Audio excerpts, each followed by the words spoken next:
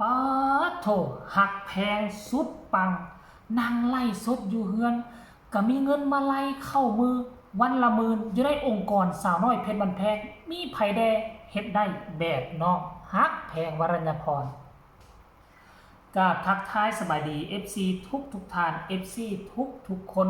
อยู่ดี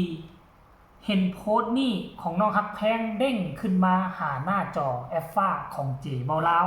กดเข้าไปเรื่องมาลัยเป็นหมื่นเข้ามาแต่ละวันบ่ขาดสายนี่คือมหัศจรรย์แข่งเรือแข่งแพมันแข่งได้แต่แข่งบุญวาสนามันแข่งกันบ่ได้เด้อท่านผู้ชมเนาะพบพ่อกันคลิปนี้ก็มีข้อมูลข่าวสารเกี่ยวกับฝากฟังของการเคลื่อนไหวของน้องฮักแพงปัจจุบันนี้ก็เป็นช่วงปิดฤดูกาลอย่างเต็มโตผ่านมาก็หลายมื้อหลายวันแล้วแต่ว่าบ่เห็นน้องฮักแพงเหตุการณ์ไล่สดซีซั่น2ของแก้งหมดคันไฟเลยตามที่เจเบาเล่าคาดเดาเอาไว้นะ1พึ่งปิดฤดูกาลทุกคนยังกลับบ้านกลับซองไปหาพ่อหาแม่ช่วยเวียก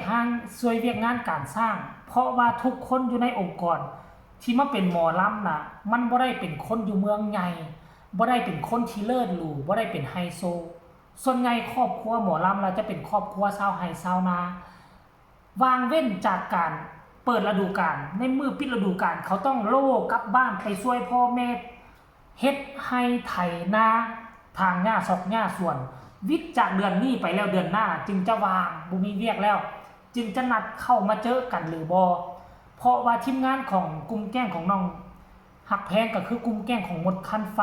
คันกลับเข้ามาแล้วจะอยู่ใส่จะนอนใส่อันนี้คือประเด็นที่สำคัญเพราะฉะนั้นเราต้องได้วางแผนกันดีนะขั้นท่าช่วงปิดฤดูกาลกลุ่มแก้งหมดคันไฟจะมาโฮมโตกันต้องได้คิดว่าสิให้พักอยู่ใส่พักกันเช่าห้องเช่าหออยู่ม่องใดแล้วมานี่คันเฮาไปเช่าห้องเช่าหอแล้วจะมาไล่สดข้างสองข้างแล้วก็แตกแยกย้ายกันกลับเงินไผเงินมันก็อาจจะบ่คุ้มค่าการไปการมามันต้องได้ใช้จ่ายทั้งเงินไปเงินมาเงินซื้ออยู่ซื้อกินเพราะฉะนั้นแล้วคันมาก็ต้องได้มาอยู่กันแบบดนๆเป็นเดือน2เดือนมันจึงจะคุ้มค่าเนาะลองคิดพิจารณาเบิ่งว่าพากันมาเช่าหอแล้วเฮ็ดไล่สดอาจจะบ่ทุกมื้อก็ได้มื้อนี้ไล่สดมื้ออื่นพักผ่อนอันมื้อพักผ่อนจากการไล่สดคือมาคิดคอนเทนต์ฝึกซ้อมในการไล่สดของมือต่อไปคือมือหนึ่งไล่สดมือหนึ่งพักผ่อนซ่อมแล้วมือต่อไปไล่สดเฮ็ดแบบนี้จักเดือนหนึ่งเจเบาล้าวคิดว่าฤดูกาลหน้าทีมงานของหมดคันไฟมันต้องดังต้องปังและยิ่งใหญ่กว่าเก่าแน่นอนเนาะวัง9 นาทีที่ผ่านไปนี่เนาะแพงออกมาเคลื่อนไหวว่าแนวนี้ท่านผู้ชมเดี๋ยวจะอ่านชูฟังกันแล้วกันหนูขอขอบคุณมาไล่สดมือคืนนี่นะคะ 1200 คะแนนขอบคุณพ่อแม่ FC ที่คอยเข้ามาให้กำลังใจลูกสาวอยู่ทุกวันมาเฝ้าลูกตั้งแต่ต้นไล่จนถึงจบไล่บ้านฮักหลังเล็กๆของเฮาที่แสนจะอบอุ่นที่สุดเลยค่ะว่าซั่นเด้ความฮัก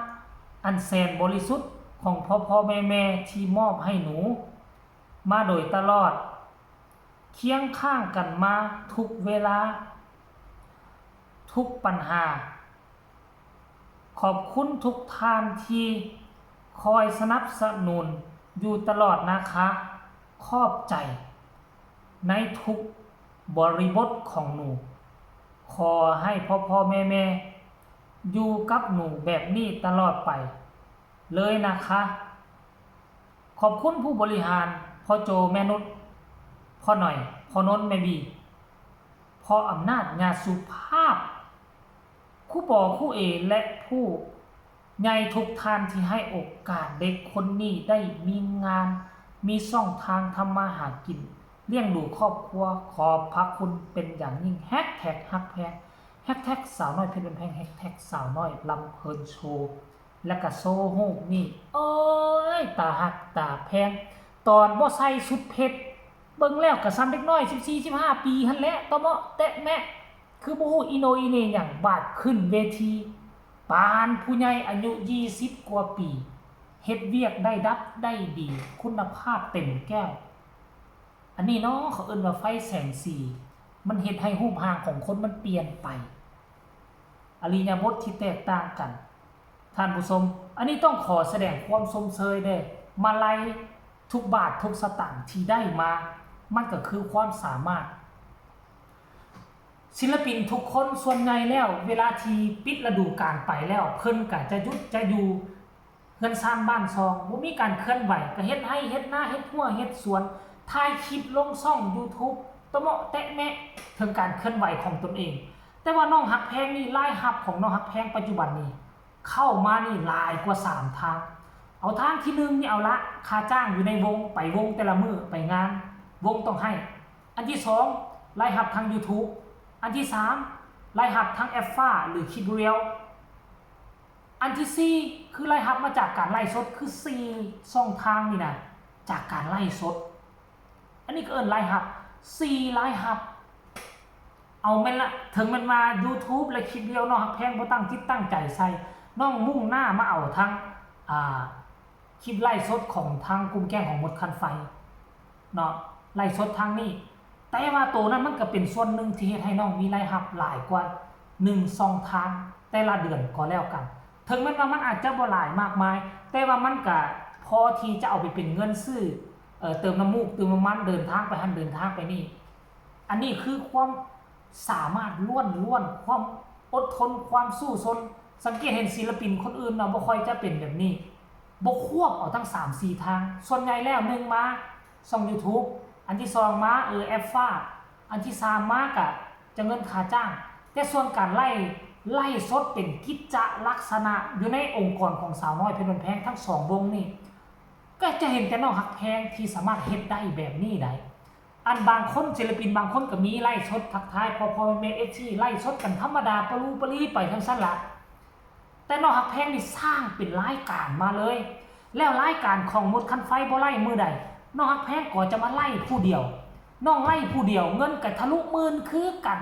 10,000คะแนน10,000อัพเงินมาไล่เบิ่งแหม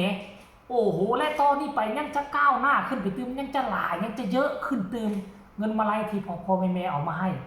พอทุกครั้งมีการไล่สดคนเบิ่งมันเพิ่มขึ้นตลอดคนที่ตามเพิ่มขึ้นตลอดอันนี้แหละเป็นสิ่งหนึ่งที่คนอื่นเฮ็ดบ่ได้และน้องฮักแพงเฮ็ดได้คนเดียวต้องขอชมเชยลูกศิษย์เอกบอสโจสุดยอดหลายคลิปนี้ขอฝากเอาไว้ซะมีฝากทุกคนกดไลค์กดแชร์กดติดตามให้แน่เพื่อจะบ่พลาดในคลิปต่อไปใครมีคำตำหนิติชมคำคิดคำเห็นแนวใดส่งข่าวมาใต้คอมเมนต์พบกันใหม่ในคลิปหน้าสำหรับคลิปนี้พวกเราเข้ามาสบายดีบ๊ายบาย